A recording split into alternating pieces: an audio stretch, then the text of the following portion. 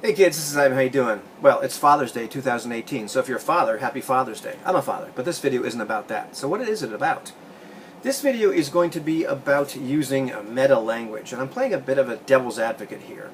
I actually have mixed feelings about making this video because we're having this conversation. We're literally in the middle of this conversation in our RPG Techniques Consortium, which sounds much more amazing than it actually really is. But it's a group of friends, and we talk about various things relating to role-playing games, and particularly techniques and how to use them, how to make our game experience better. And the conversation started to drift towards using meta language or using representative language, kind of avoiding using game speak. I don't know if you've ever had this experience, but sometimes, you decide I don't want to have as much game speak at the table. Maybe I want to have a more in-character experience, or maybe I'm just sick of us always talking about the facts and the numbers and the figures and what have you and all the mechanics, because I want to concentrate on the fiction here, what's really going on, at least what we're pretending is going on, if you will. And one of the ways that you can do that is to use representative language instead of using all these numbers and what have you. The intention could be, and I wish I came up with this because this is a good one, but I can't claim ownership of this. Is how do we communicate in the game without interrupting the game about the game?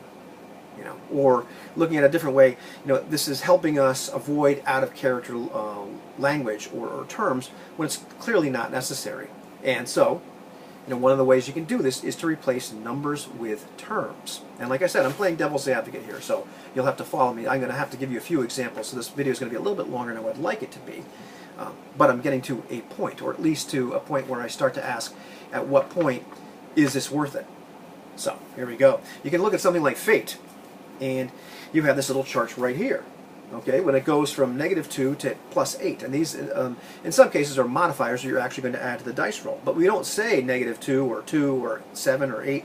We go terrible, poor, mediocre, average, fair, good, great, superb, fantastic, epic, and legendary. All right, so I didn't say +5. I said superb. All right, you can take other games. One of my favorite games. I'm not always knocking this. I'm really not. But you take something like Ubiquity. Let's take Leagues of Adventure. I got the page open here to our primary attribute rating, where normal attributes run from 1 to 5. But we'll look at this table here where it goes from 0 to 6, where an attribute rating of 0 would be abysmal, 1 is poor, 2 is average, 3 is good, 4 is great, 5 is excellent, and 6 or more is amazing. Likewise, if you look at your skills, or secondary attribute ratings, you just double those and you start to get the same kind of numbers. If you have a skill or secondary attribute of like 8 to 9, that's great. You have great ability. Or excellent ability, well, that's 10 or 11. But do you remember which one is which in the heat of the moment? You look at the number of successes you need to complete to achieve a task, and that scale goes from 1 to 6. But often what we do, instead of actually saying the numbers, is use these terms here. I got a little table here going from 1 to 6. They're easy, average, tough, hard, very hard, or near impossible. I'll admit, oftentimes I have a hard time remembering when somebody says it's a tough task or a hard task. I forget which one is 3 and which one is 4. And that's a small chart. Then you can look even further and the number of successes that you get over and above what you really need, or the number of failures you have below the number of successes you have. There's this chart here from -5 to 5. You can have an abysmal failure, dreadful failure, a pitiful failure, a complete failure, a simple failure, a minor success, simple success, complete success, major success, exceptional success, and amazing success. We're using terms instead of using numbers. Another game here, based on the phase rip system, something that I really want to play with Francois Letard. He turned me on to this game. This is actually an awesome game. I got to do a review of this thing. Humanish, but it uses the phase rip system, where you have ranks of 0, terrible, bad, average, decent, great, world-class, fantastic, astounding, wondrous, and phenomenal. The video is already going long, and I'm just reading these little lists here. I haven't even gotten to my point. But this is nothing new. Look at this old book. This thing is older than some of the people watching this. But let's look at our magic users. You don't have to say first level magic user to 11th level magic user. You can say prestidigitator. That's a hard word to say. Evoker, Conjurer, Theurgist, Thaumaturgist, Magician, Enchanter, Warlock, Sorcerer, Necromancer, and Wizard. Quick, what's a 6th level magic user called? I could never remember all that. But it's in there, and it's representative language. So the idea here is we're using words instead of using numbers. We're using representative language. But part of the problem, at least that I've encountered, is that representative language does not equal natural language. And often the intent that people have, or what we start talking about, is we're going to use some natural language to replace all this game speak. But how do people really talk? This is part of the discussion we had. There is a tendency towards drift, or to not use language in a precise manner. And what do I mean by that? You know, it's very uncomfortable to use the same word over and over and over and over again. Saying things like daunting, or great, or exceptional, or whatever. So we start to look for synonyms. I don't know if you've ever had this experience where you're writing something and you realize, man, I just used that word one paragraph back or a few sentences back. Let me hit the synonym, or the thesaurus, another hard word to say, on Word or whatever, and come up with a synonym for this, because I don't want to use the same word again. You can notice that in a lot of RPGs, and what I would call bad RPG design, where the language isn't precise, and because the author presumably felt uncomfortable using the same word over and over again, and sometimes it's very difficult to figure out what exactly it is they mean, and you just wish they used that one precise word to talk about this one mechanic or one value. By the way, these games right here, they've done a good job with using that precise language. However, let's get back onto this. Part of what you have to do is memorize the scale or reference the scale.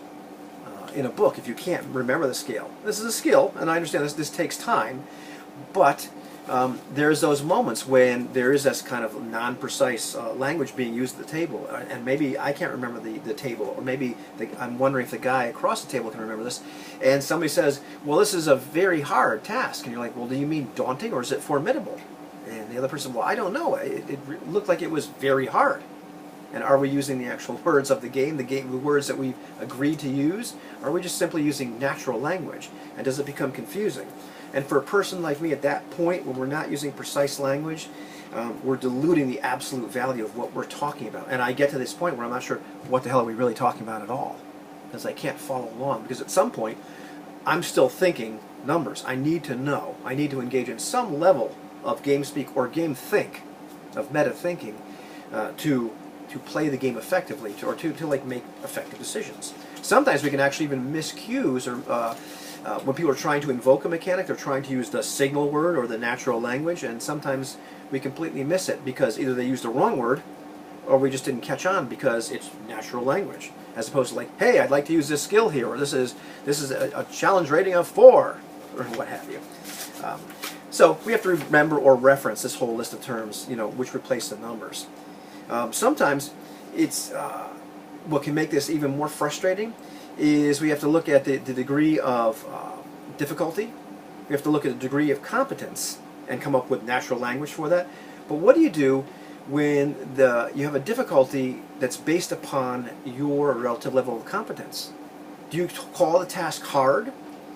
Are we just going to decide that hard is 4 successes and ubiquity? But what if my character has 8 dice in the skill? For me, it's not hard, it's easy, or it's average, because that's what I can do all the time. What signal word do we use in that case? Devil's advocate. But I think you understand where I'm going. Sometimes it can be very frustrating. Hard becomes easy in that case, but 4 is always 4. And sometimes, for me, there are those moments when, is it just easier to say 4? Does that actually end up in less intrusive talk, if you mean. And sometimes we have to determine, like, what is unnecessary information? To me, a lot of times this is contextual. We talked a lot in this group about visual cues. Sometimes the visual cues can simply be the number of dice. If I have 8 dice in the skill and I just pick up 8 dice, I don't need to say anything. Everybody kind of knows that I'm able to probably roll 4 successes in this particular case. Oftentimes, we can hold up 4 fingers as a game master and say, okay, well, this requires 4 successes. We don't actually need to say anything.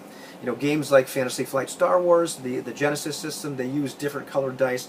It's very easy to see as somebody assembles a die pool what their skill level is. As the game master throws in the difficulty dice, it's easy to see what the actual difficulty of something is.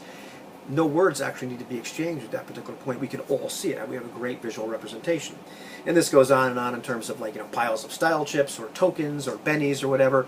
Or even in a video, or I referenced this in a video a little while ago, where Complex Games apologist had little meters on the side of his his head, made a little tile around his head while we're using Discord to show how much threat and how much momentum were in the various pools. We never had to talk about those things at all because we could see where they were.